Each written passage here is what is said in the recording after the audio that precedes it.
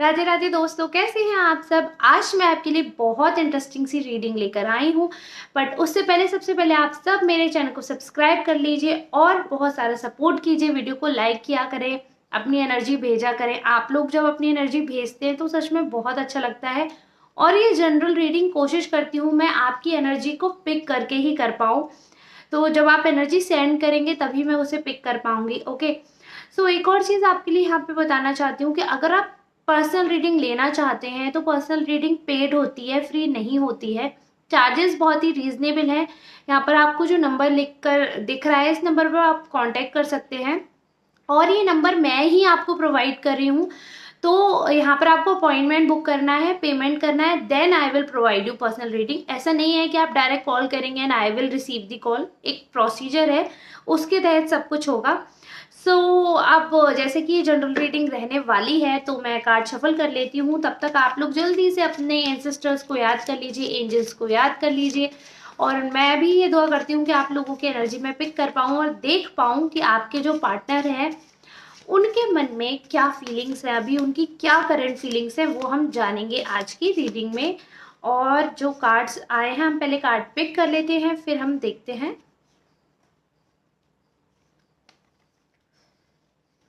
Okay, सो जैसे कि हमने कार्ड पिक किए हैं तो कार्ड्स में ना एक चीज दिख रही है कि देखो, जो आपके पार्टनर है ना उनको काफी चीजें आपके बारे में, काफी बड़े बड़े जजमेंट है उनके। देखो आपके, मैं ये नहीं कह रही हूँ कि आपका रिलेशनशिप आगे चल नहीं सकता है या जो भी है, बट आप लोगों को बातचीत करने की बहुत ज़रूरत है। और एक बहुत बड़ा कम्युनिकेशन गैप यहाँ पर मुझे नज़र आ रहा है, जो कि मैं क्लियरली देख पा रही हूँ। वो कम्युनिकेशन गैप आखिर क्यों आ रहा है, राइट?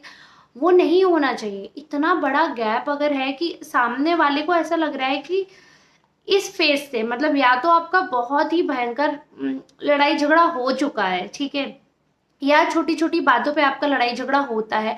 आप लोग एक दूसरे की तरफ जैसे ही आते हैं तो एक दूसरे से आप लोगों की इतनी शिकवा शिकायतें हैं, इसी को मतलब इसी के पीछे पीछे ये चीज दिखा रही है कि आप लोग एक दूसरे के लिए बहुत पजेसिव हो।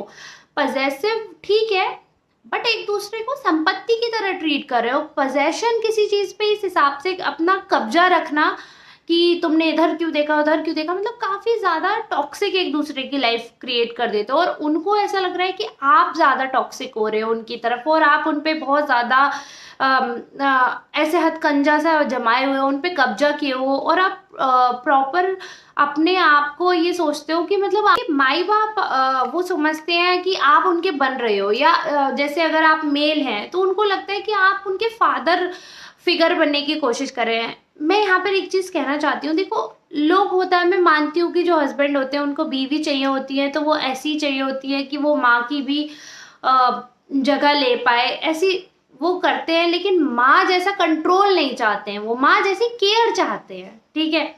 तो जेंट्स को क्या चाहिए, ये ऐसे नारियल होते, हर किसी की बात नहीं कर रही हूँ, ठीक है। यहाँ पे कुछ टॉक्सिक भी बैठे होंगे, कुछ नार्सिसिस्ट भी बैठे होंगे, और हर महिला की भी बात नहीं कर रही हूँ। कुछ महिलाएं बहुत अच्छी भी होंगी, कुछ बहुत बेकार भी होंगी, हर किसी का नहीं। जनरल रीडिंग है, हम एक बेसिस पे बात कर रहे हैं, तो इसलिए ओपन माइंडेड होकर आप सुनिए। तो आम तौर पर बच्चे लड़के जैसे मैंने देखे हैं तो वो नारियल टाइप के होते हैं। उसमें क्या, ऊपर से वो दिखाते हैं कि हम बहुत हार्ड है, बट उनको केयर चाहिए। बट उनको अधिकार नहीं वो देंगे कि आप उनको ये बताएं क्या करना है क्या नहीं।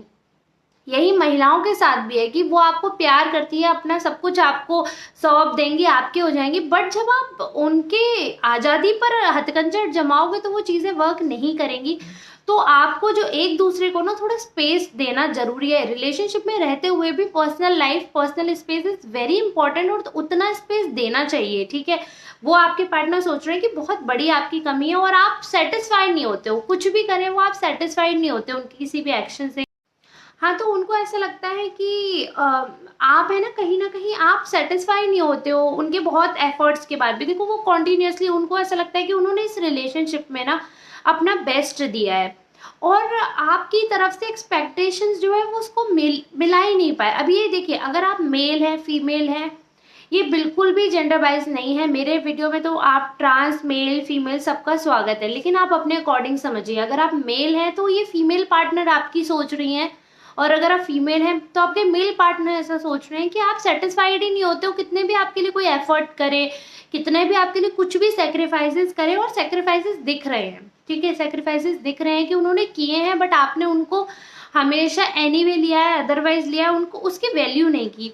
काफी ज्यादा आपको लड़ाका किस्म का समझ रहे हैं, उनको लगता है कि आप छोटी छोटी बातों पे बेवजह हर जगह लड़ने लग जाते हो, और काफी ऐसा एटीट्यूड आपका अग्रेसिव और इस हिसाब का है कि आप डोमिनेटिंग हो, आप डोमिनेंस करते हो, और कहीं ना कहीं जैसे टीचर होता है ना, टीचर प्रिंसिपल, आप उस हिसाब का डिसिप्लिन बना कर रखना चाहते हो और उसी हिसाब से सामने वाले को केटर करते हो। देखिए सामने वाला बच्चा नहीं है, यू अंडरस्टैंड, तो उनको आप एक स्टूडेंट की तरह कैसे ट्रीट कर सकते हो, ऐसा उनको लग रहा है।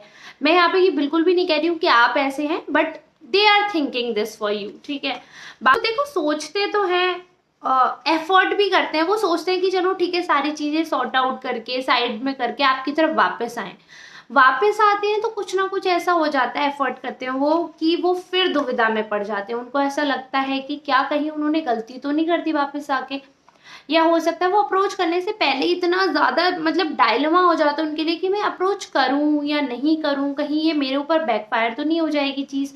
तो वो जो उनकी वे है अप्रोच करने की वो ठीक नहीं बैठती है, सुटेबल नहीं बैठती है, और अंत में फिर वो यही सोचकर छोड़ देते हैं कि कोई बात नहीं, भाग्य पे छोड़ देते हैं, जो होगा अच्छा होगा। और वो ना बहुत ज्यादा सच्चाई पे बिलीव करते हैं, उनको ऐसा लगता है कि देखो उनके कर्म हो या आपके कर्म हो, कर्मों का फल सबको मिलता है, तो उनके साथ जो कुछ भी हो रहा है ये सब कुछ कर्मा है, और कर्मास की वजह से उनको इतना सब कुछ हर्ट होना था, ये जो सफरिंग थी ये इस वजह से थी। फिर उसको सोचकर वो ये भी होता है कि फिर उनके मन में जो आता है वो इंस्टेंट एक्शन करते हैं। तो अभी वो डाउट में है, क्लियर नहीं है अभी इस समय, आज की बात कर रही हूँ मैं, तो अभी इस समय बहुत डाउटफुल है, वो समझ नहीं पा रहे, फिर एंड में वो खुद को समझा लेते हैं कि भाग्य पे छोड़ देना चाहिए ये वो। तो डिपेंड करता है उनके मूड पे कि आपको अप्रोच कर भी सकते हैं नहीं भी, क्योंकि बहुत बड़े डायलेमा में वो समझ ही नहीं पा रहे।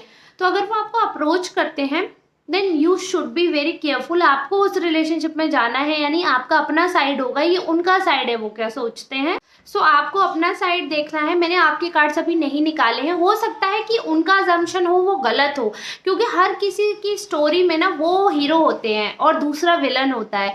तो मैं ये बिल्कुल भी यहाँ पर क्लेम नहीं कर रही हूँ कि उनकी स्टोरी बिल्कुल ही सही है, ये उनका साइड ऑफ स्टोरी था, उनका पीओवी था। ये सही है या नहीं, क्या वो ऐसे ही सोच रहे हैं, क्या वो यही फीलिंग्स रखते हैं आपके प्रति, ये आप बताइएगा कमेंट करके। क्लेम करिएगा कि हाँ वो इसी सोच में है, इसीलिए दुविधा में रहते हैं, और या उन्होंने आपको ट्रॉमेटाइज कर रखा है। अब मेरा बेबी रो रहा है, so it's time to end this video. I hope आपको हेल्पफुल लगा होगा। Don't forget to subscribe my channel and press the like button. Thank you.